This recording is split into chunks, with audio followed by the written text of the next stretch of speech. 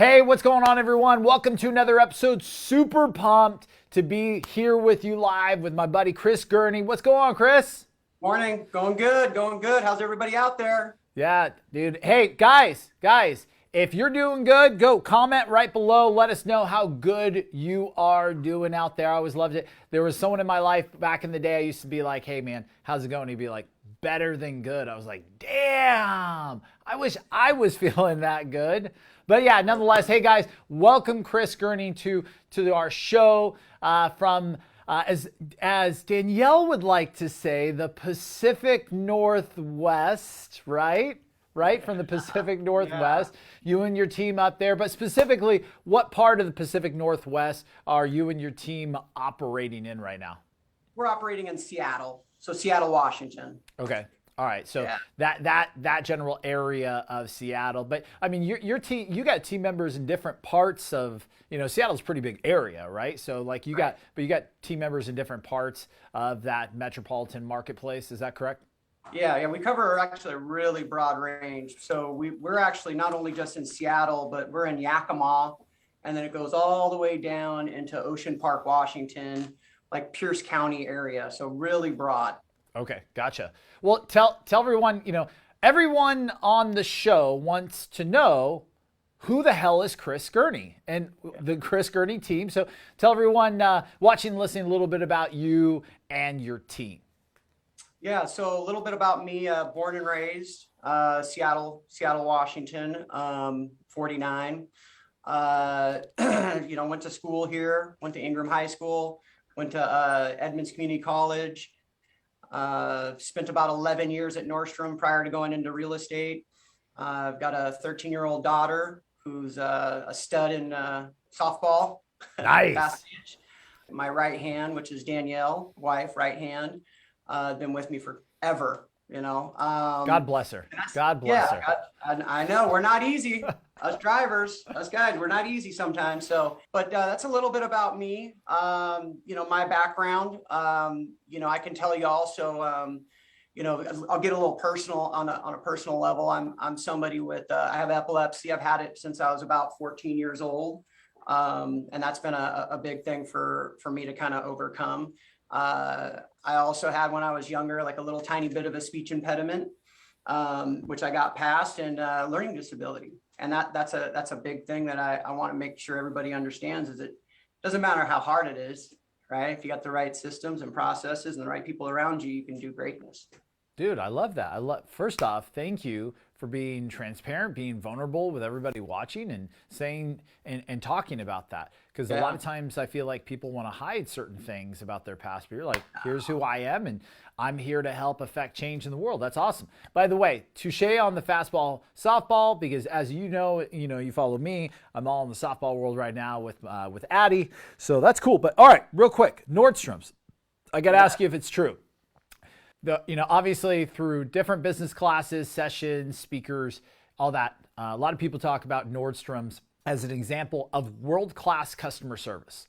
And I've always heard that you can pretty much take anything back to Nordstrom's, even if it's not from Nordstrom's. I mean, I heard one time somebody took back a tire to Nordstrom's and returned it. So is that true? Like, can you really take anything back to Nordstrom's?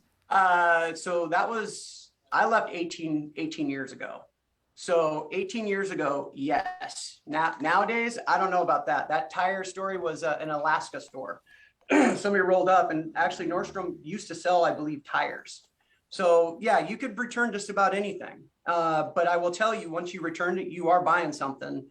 You wouldn't leave and unless you bought something. Somebody would sell you something. I guarantee you that.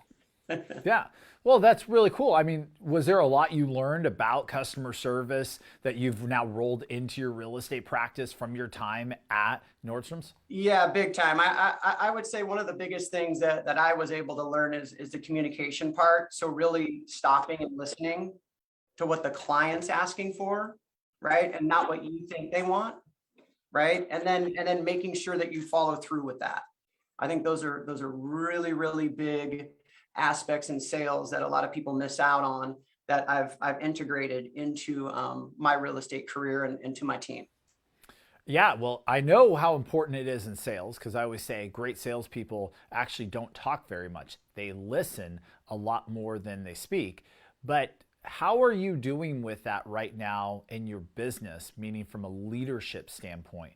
Do you find yourself, actively listening to your staff and your team members?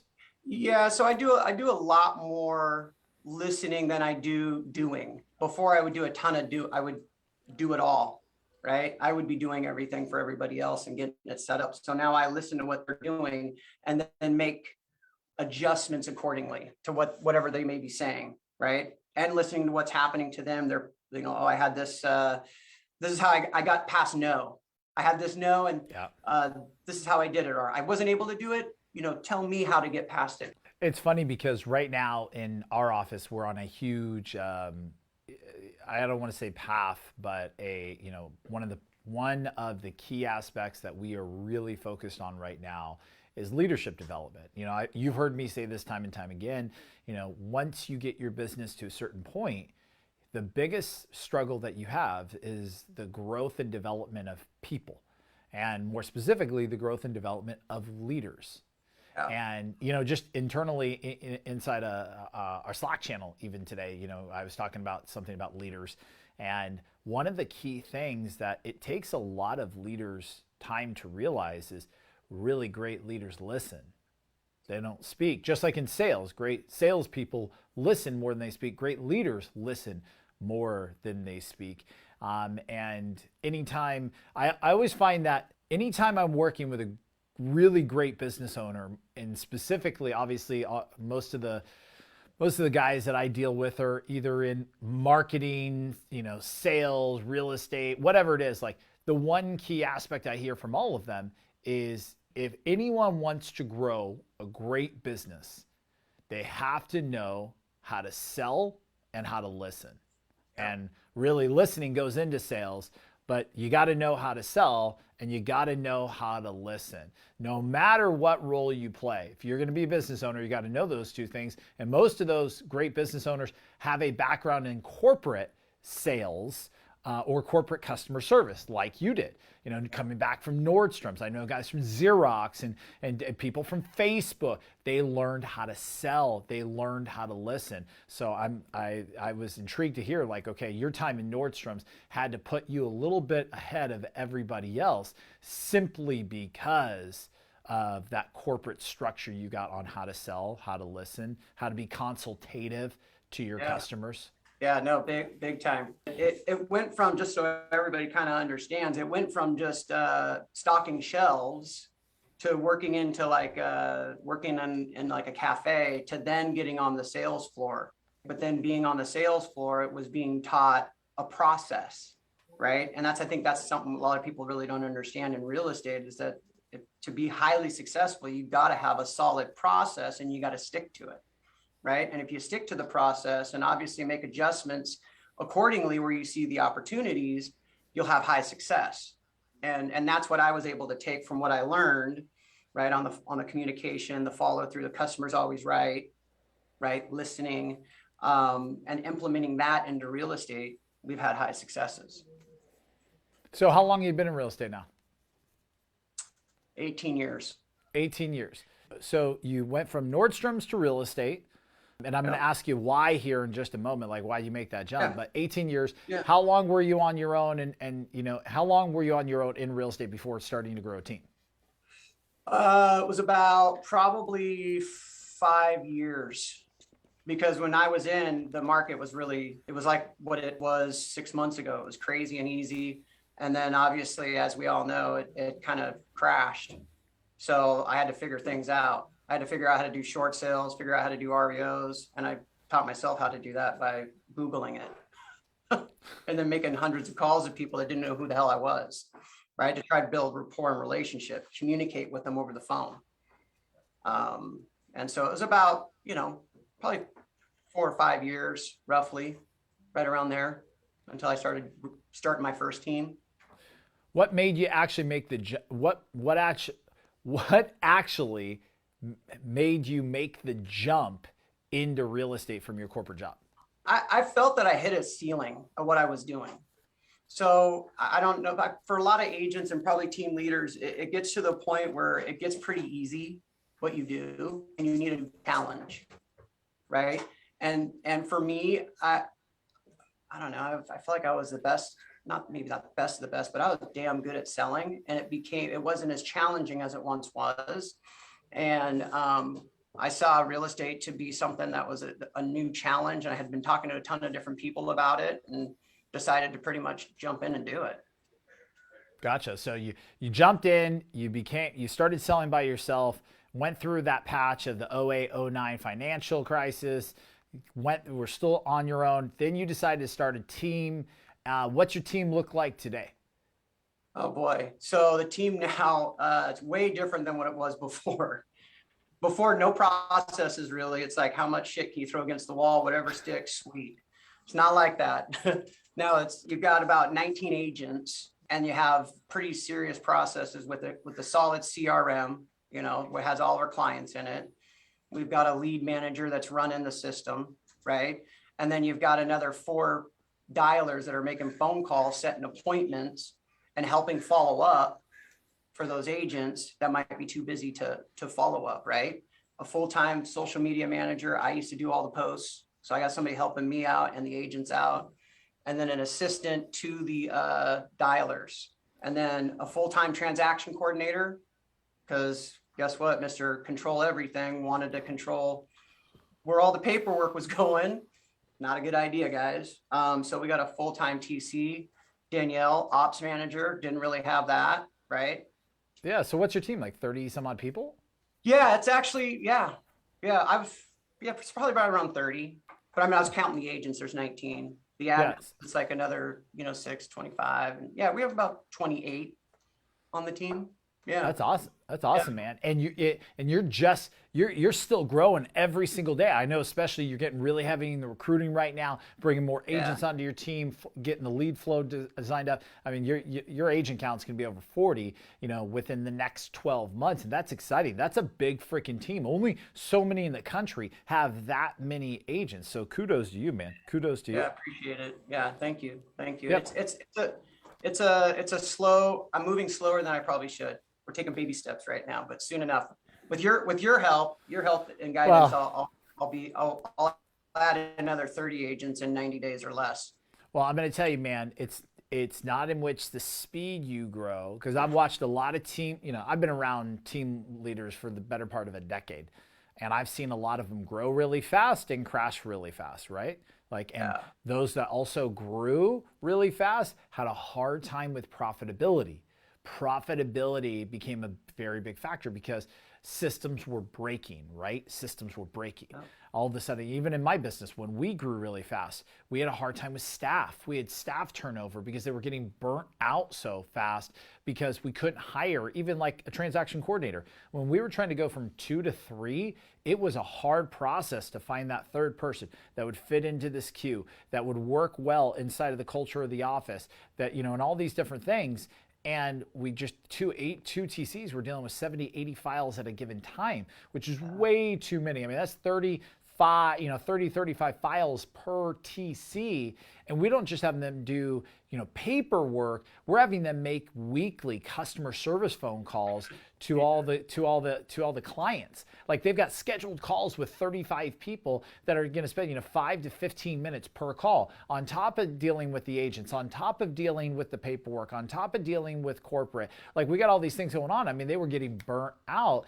And when you lose someone, it costs you a lot of money to try and retrain. So that's why I say, slow and steady a lot of times not only creates huge growth, especially compound growth, but profitability. There's no reason to sell 500 homes if you don't make any money, right? You want to sell 500 homes to be really profitable.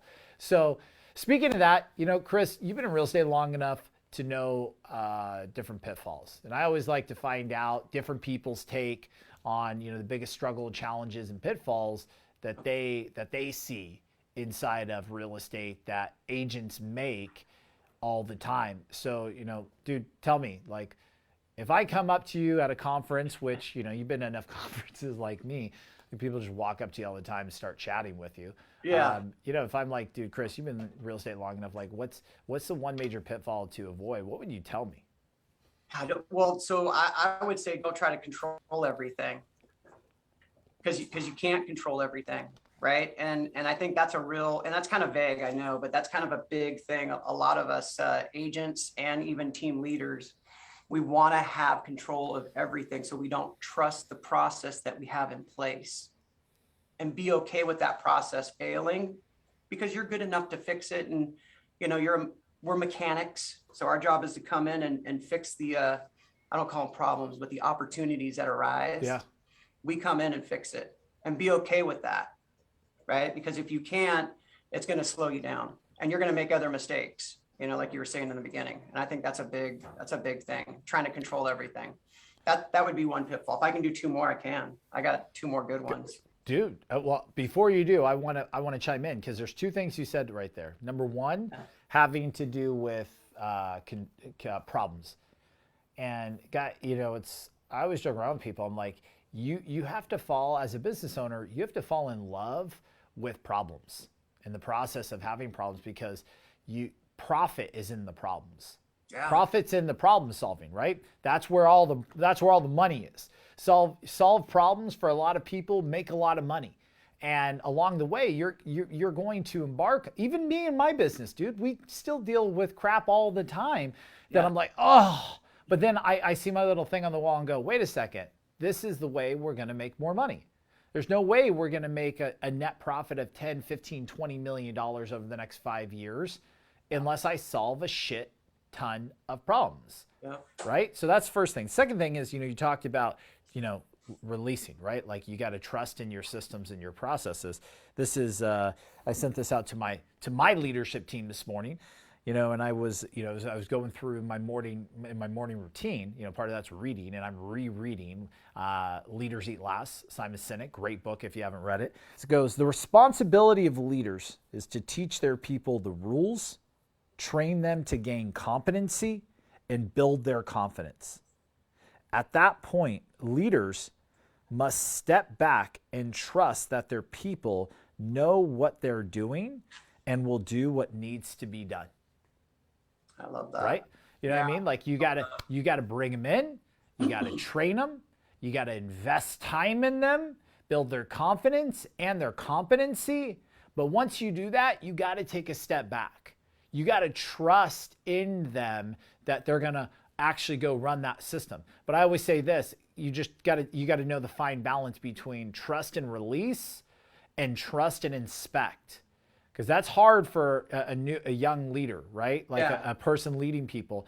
Yeah. You've got to let go and trust, but still you have to inspect what you expect, and you got to find that balance right there, right? You can't over micromanage, but you can't just release and never inspect, because when the cat's away, the mice will play, and then all of a sudden, your business is going down. So it's a fine balance there. It just reminded me when you talked about that, about trusting in your processes. But what are the other two you got, man? Yeah. So I would say, and we talked about this in the beginning with Nordstrom, and this is so key. This is what I learned over the years that just helped me with, anxiety's lower. I'm not like overthinking shit, is your process.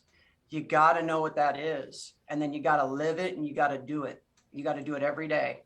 That's a real big thing, is having that process in place. And then the last part is knowing your numbers. A lot of people don't know. They don't know what the hell they're spending. They don't know what their cost per lead is. They don't know what any of that. And I think if you have those three in place, that's a real good starting point, but that's what I would go with, without talking for hours, because I could talk for hours about this stuff. No, and I'll go with you on that.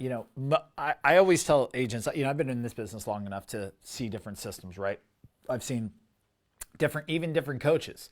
Mike Ferry's system, Tom Ferry's system, Craig Proctor's system, Bob Corcoran's system, all these different systems, right? And agents go in and they plug in and they try to work a system, or they even build their own internal systems. Yeah.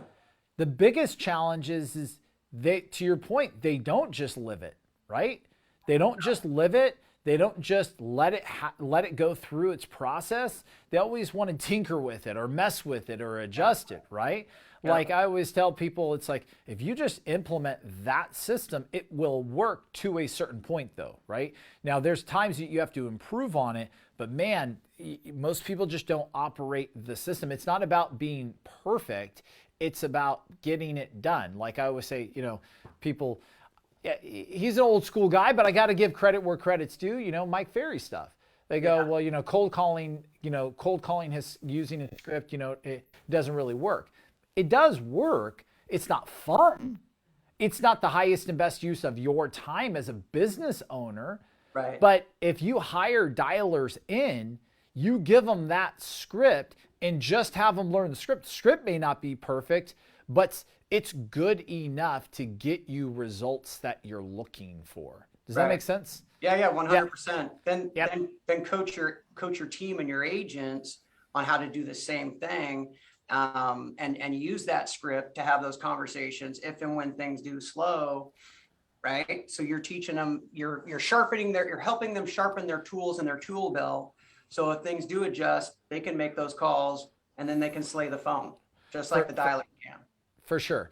The one thing I always tell people, you got to remember this: you lead people, you manage numbers. You don't manage people in this business, especially agents, right? You lead people and usually the numbers will follow, but you got to know your numbers. You got to have an income model that you're operating off of. All right. Yep. So there's a lot of information for people watching in that couple minutes between Chris and I there, a lot to take in. All right, dude, but people also want to know some secrets that you put into your business. Talk a little bit about some of what those secrets actually look like that most agents just don't know. So this is going to be interesting. So, the secrets that I'm going to kind of hit you guys with is it's a mindset thing, right? And I think what a lot of us might have done in the beginning, and then we stopped doing it, and then I don't want to say get lost or what have you, but rehiring yourself is such a big thing, even for me, right? So every single day is a new day. It's like my first day in real estate, right? And the way that felt and how excited I was, that's how I feel every day when I get up and I end up going to work. And let's per se, you had a bad day, like for me, well, maybe I had a seizure the night before. You know what? I'm rehiring myself today and I'm coming in full bore, just like you did when you opened up this meeting and super amped up. That's how I am every single day. You have to. So mindset's a big one. And part of that also being thankful for what you do have and not what you don't have, right? Because we all have a lot of shit we don't have, but there's a lot of great things that are happening to us that are abundant, we're blessed with, that we need to put out there, right? And that's a big thing that I really push upon my team is, 3 things you're thankful for. We do that every single day, right? You got to talk about that every day. I do it in the morning and I do it at night myself.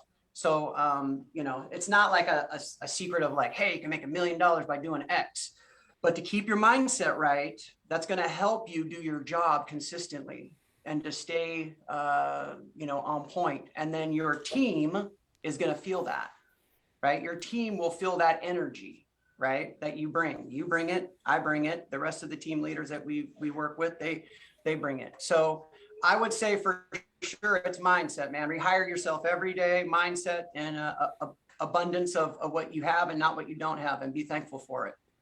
Absolutely, man. I looked at it like this.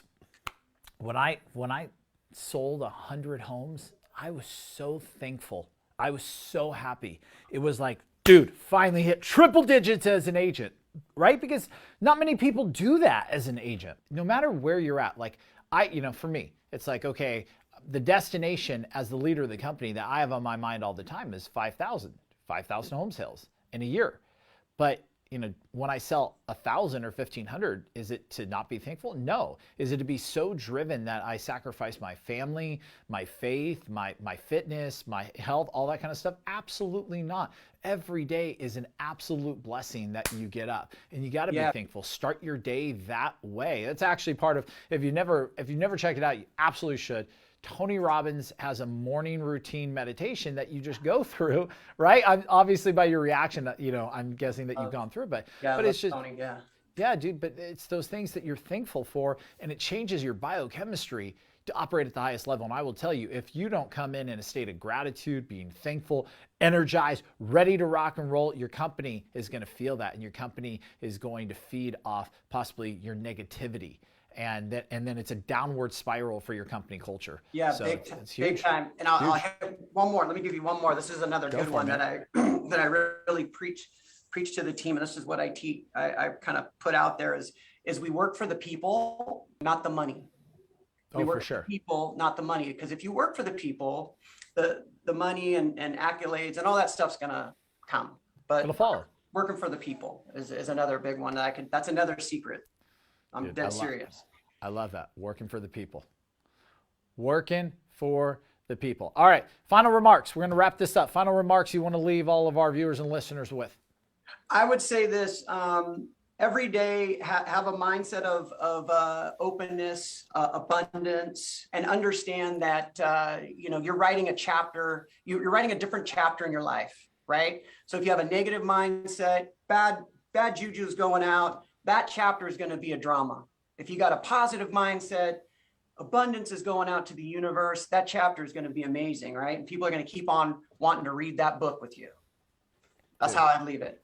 I love it. I love it. I love it. Chris, thanks so much for being here, man. Thank you guys for everyone who listened and watched our episode. We'll be back again, but thank you, Chris. I appreciate it, man. And we will see everybody on the other side.